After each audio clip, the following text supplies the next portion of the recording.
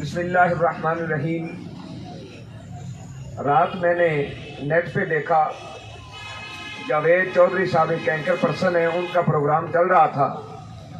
उसमें काशिफ अब्बासी साहब, इरशाद भट्टी साहब वो गुफ्तगू कर रहे थे और उनकी गुफ्तगू में मैंने चंद चीज़ों को नोट किया और मैंने मुनासिब समझा कि उनको जवाब दिया जाए। काशिफ अब्बासी साहब, उन पर तो कोई इतराज़ है ही नहीं, क्योंकि ये वो बंदा है जिसके मुकद्दर में शाबाश नहीं है। और इरशाद भट्टी साहब को मैं बहुत लाइक भी करता था और समझता था कि ये एक हक गो इंसान है, लेकिन रात वाली उनकी गुफ्तगू, गैर जिम्मेदाराना गुफ्तगू सुन के मुझे बहुत तकलीफ हुई। जो जावेद चौधरी साहब और इरशाद भट्टी साहब की गुफ्तगू थी, मैं इन हजरात से पूछना चाहता हूँ, काशिफ अब्बासी साहब हो, इरशाद भट्टी साहब हो या जावेद चौधरी साहब, कि जब असम्बली में खत्म नबूवत के कानून को बदला गया, उस वक्त आपने खत्म नबूवत के हवाले से कितने प्रोग्राम किए? तहरीक लब्बैक या रसूलल्लाह पाकिस्तान ने उस वक्त 8 लाशें देकर उस कानून को दोबारा तब्दील करवाया। लेकिन आप लोगों ने अगर प्रोग्राम किए भी तो तहरीक लब्बैक के खिलाफ किए कि जी ये जो सड़कें बंद करते हैं, ये लोगों को तकलीफ देते हैं। तो जो खत्म नबूवत के कानून को बदल कर जिन्होंने अल्लाह और उसके रसूल को तकलीफ दी, आपकी जुबानें उनके खिलाफ तो न खुली। और फिर हालैंड ने गुस्ताखी की, फ्रांस ने गुस्ताखी की सरकारी सतह पर। तुमने कितने प्रोग्राम किए उनके खिलाफ? अगर कोई प्रोग्राम किया हो फ्रांस के खिलाफ, हालैंड के खिलाफ, या जिन्होंने खत्म नबूवत में तब्दीली की है उनके खिलाफ अगर कोई आपने प्रोग्राम किया है तो उसका क्लिप जरा मुझे भी भेज दें। मैं एक जिम्मेदार बंदा हूँ तहरीक लब्बैक या रसूलल्लाह पाकिस्तान की मजलिस शूरा का, और मेरा नंबर है 03336974 I want to listen your answer about खत्म नबूवत एंड नामूस रिसालत सल्लल्लाहु अलैहि वसल्लम। और जनाब जावेद चौधरी साहब, आपके झूठ बोलने पे हमें कोई इतराज नहीं है, जितना मर्जी बोले। इतराज इस बात पर है कि जब आप दुरूद पाक पढ़ के झूठ बोलना शुरू करते हैं ना, तो हमें बड़ी तकलीफ होती है। और जनाब कह रहे थे कल कि जनाब ये नामूस रिसालत का नाम था, ये तो साद रिजवी को छुड़ाने के लिए था, ये फोर्स शेड्यूल खत्म करवाने के लिए था, ये FIRs के अखराज के लिए था और अपने असीरान को की रिहाई के लिए था। भाई तुम्हें किसने कहा है कि तुम कुर्सी अदालत पर बैठकर ये फैसले करो कि जनाब ये तो नामूस रिसालत का मामला ही नहीं है?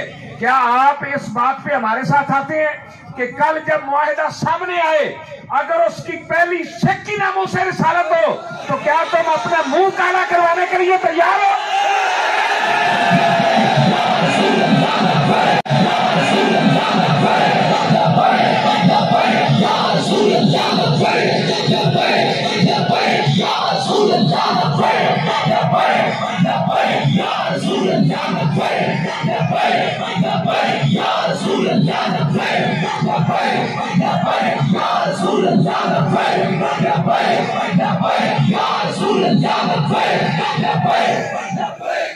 फिर यार झूठ की भी कोई हद होती है, झूठ की भी कोई हद होती है। खुद ही कह रहे हैं कि उस मुआहदे को खुफिया क्यों रखा गया, खुफिया क्यों रखा गया, खुफिया क्यों रखा गया?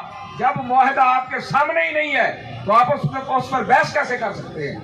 ये कैसे कर सकते हैं कि जनाब नामूस रिसालत का मसला ही नहीं है? जब मुआहदा सामने आए उसमें नामूस रिसालत का मसला ना हो तो फिर आप बोलने भी, आपके जज्बात भी अच्छे लगते हैं। असल मामला ये नहीं है कि उस मुआहदे में क्या है, जो असल दर्द है वो बताओ। असल दर्द ये है, तुम ये चाहते थे कि ये दीन वाले लोग ना आगे आए, इनको कुचल दिया जाए, मिटा दिया जाए।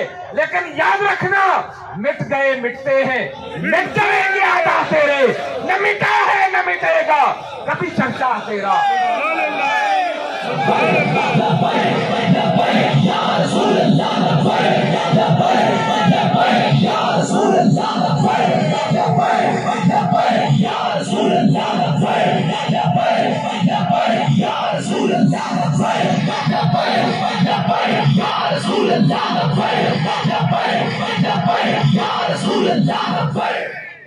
असल दर्द है ना तुम्हें, वो असल दर्द बताओ। बाबा जी सच कहते सन ना, पीड़ा और ते थकियां और पुत्रो होने कम नहीं चलना। हाँ ये याद रखना, होने नहीं चलेगा। जब मस्जिद रहमतुल्लिल आलमीन में इन्होंने वहां पर हमला किया, हमने 27 लाशें उठाई, जिन जालिमों और बदमाशों ने गोली चलाई, क्या तुमने उनके खिलाफ कोई प्रोग्राम किया? अगर प्रोग्राम किया तो लाओ ना, दिखाओ हमें भी मोकले कि हमने जिन्होंने ये जुल्म किया उनके खिलाफ ये जनाब बात की है। तुमने कोई बात ना की। अभी हमने यहाँ पहुंचते पहुंचते 16 लाशें उठाई, 16 लोग हुजूर की इज्जत और नामूस के लिए शहीद हुए। और मैं बार बार तहरीक लब्बैक या रसूलल्लाह पाकिस्तान के प्लेटफॉर्म से ये ऐलान करता रहा, भाई कहाँ है पाकिस्तान का आजाद मीडिया जो कहता है कि हमने आजादी सहाफत के लिए कुर्बानियां दी हैं। जब कोरोना की बात आई तो मस्जिद की दीवारों के सुराखों से 5-5, 10-10 कैमरे लगा के देखते थे कि कहीं नमाजी साथ तो नहीं खड़े। और आज वो सारा आजाद मीडिया कहा गया। हम कहते रहे मीडिया को भेजो, मीडिया देखे शैलेंज कौन कर रहे हैं, गोलियां कौन चला रहे हैं, इन निहत्ते लोगों पर जिनके पांव में जूते भी नहीं है उन पर गोलियां कौन बरसा रहा है। लेकिन अफसोस तुम में से कोई ना आया। क्यों कि हुकूमत ने मना कर दिया था कि किधरे इंजते नहीं जनाब, तगड़े नु वेख के तरस आ जाता, माड़े नु वेख के गुस्सा आ जाता, भी फड़िया ही नहीं जाता। वाह शाह जी वाह। कलमा तो रसूलुल्लाह का पड़ा है ना, और तुम पर मेरे आका की इनायत न सही।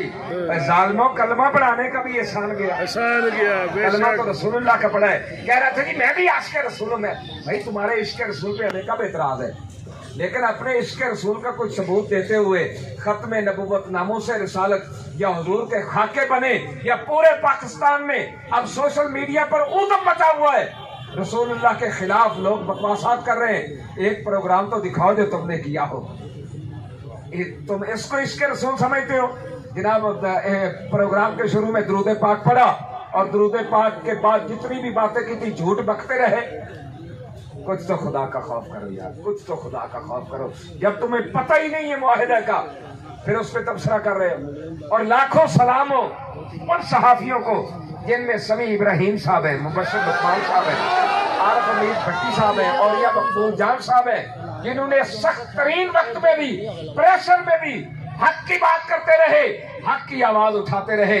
वो हमारे खिलाफ भी बातें की होंगी, हमें उस पर एतराज नहीं है, लेकिन इस कड़े वक्त में जो भी उनके साथ हमारी बात हुई, जो हमारा इंटरव्यू लिया, उन्होंने मिन्नो अन उसको नशर किया। और हम ही नहीं, इंशाअल्लाह अज़ीज आने वाले वक्त में भी आशिकान रसूल उनकी अजमत को सलाम पेश करते रहे। बेशक। और वकील टीवी वाले मियां दाऊद साहब, उन्होंने भी बहुत मेहनत की, अल्लाह उनको भी अजीम अता फरमाए, जिन्होंने 4 बार मुआहिदा करके तोड़ा। कभी तुमने उनके खिलाफ भी कोई प्रोग्राम किया? अगर कोई प्रोग्राम किया तो हमें भी दिखाओ। ये तो नहीं है ना बातों के साथ हम भी आज भाई हम तुम्हारे इश्क़ रसूल पर कब एतराज कर रहे हैं? कब हमने कहा तुम आशिक़ रसूल नहीं हो?